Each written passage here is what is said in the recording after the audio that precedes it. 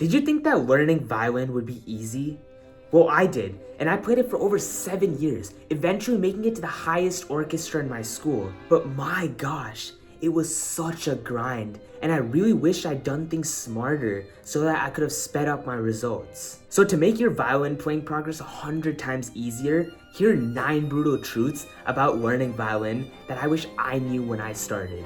Number 1, don't compare yourself to others. When I was in my beginner stages of violin, I would constantly compare myself to other violinists who sounded way better than me. And at the time, I couldn't even have good intonation. I couldn't even play in tune. But this really demotivated me at the time. Yet when I stopped comparing myself with others, it felt like I was making a ton of progress. So stop comparing yourself with others and compare yourself with your previous self, because that's what actually matters. Number 2, the violin is hard. The first few years are gonna suck. You won't play in tune, your tone will be horrible, and you'll be playing these really boring pieces. But you need to push past this phase, because after that, that's when you start reaping the benefits of the violin. You get to explore really cool music, and I don't want you to miss out on that. Number 3, practice efficiently. I say this out of love, but most beginners practice like absolute idiots. They play a song from beginning to end and ignore all their mistakes. This just wastes your own time and effort. The smart way to practice is to identify and focus on sections that are really difficult and put numerous reps onto them until you get it good. Number 4, focus on emotion rather than the rhythms. Pretty much every advanced musician I've talked to has always said to prioritize the emotion rather than just the rhythms. Obviously, rhythms are important, but just focusing on rhythms makes the music boring. It's not even music at that point, it's just a bunch of notes. So I want you to play according to the mood of the piece. If you've played for a while, you might notice dynamic markings like forte and piano.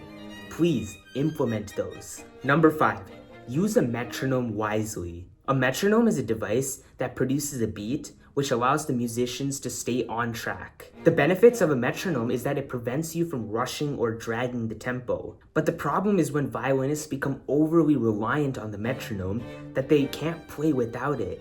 They lose their own internal sense of timing. Use a metronome, but don't become overly reliant on it. Number 6, play with good posture or face the consequences. I really struggled with bad posture, and I still do to this day. I would hunch over too much while playing, and this would cause the weight of the violin to cause stress in my back. And overall, it would just be this really uneasy feeling. Honestly, I think I would be way better at the violin if I just fixed my posture early, because I would have been more motivated to practice. But anyways, focus on your posture. Posture can look different for everyone, but here are a few general tips that help me. Keep your feet planted on the ground and make sure that your spine is perpendicular to either the seat or the ground. And lastly, adjust your shoulder rest to a height that feels comfortable for you. Number 7, scales are overrated. I know this one's a little controversial, but in my opinion, they're a little overhyped.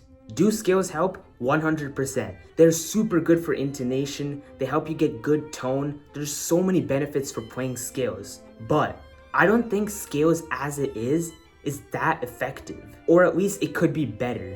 Instead, I would highly recommend using different bow strokes or different types of techniques that you want to learn and try those out on the scales. For example, if you want to get good at bow circles, you would play a scale, except do a bow circle for every note. This helps build your intonation and your technique. Number 8, romanticize practicing. I hear literally no one talking about this, but this is one of the most important lessons I can give you. People speak about how to practice properly, but they forget how to actually get you to practice. Make practicing feel amazing. Make your environment better. Pretend that you're in a castle playing the violin, and make your imaginations as crazy as you want. And literally just try to positively brainwash yourself to love practicing. Romanticize it. Trust me, it sounds weird, but it does work. Number 9, prioritize technique over grinding out songs. I remember in my first few years of playing violin, there would be kids who would be playing harder pieces than me. But every time in orchestra class, I would be nominated as the best student. Now, why is this?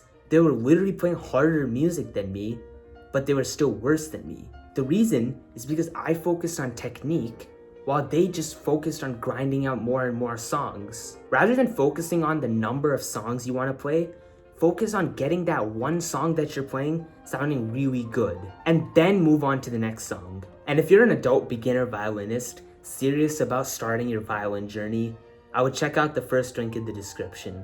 It's a Google form for us to schedule private lessons together. These lessons will be super beginner friendly, and we can work out all the lessons you want, like vibrato and spiccato, while also exploring music from various composers like Mozart and Beethoven.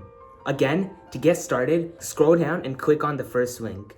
It's just a Google form where I'll ask some basic details like your name and how long you've been playing. Then I will personally send you an email within 2 weeks so that we can schedule lessons together. The first lesson will be to see if we're a right fit for each other. And yeah, once you're done with that, click and watch this video here. Thanks.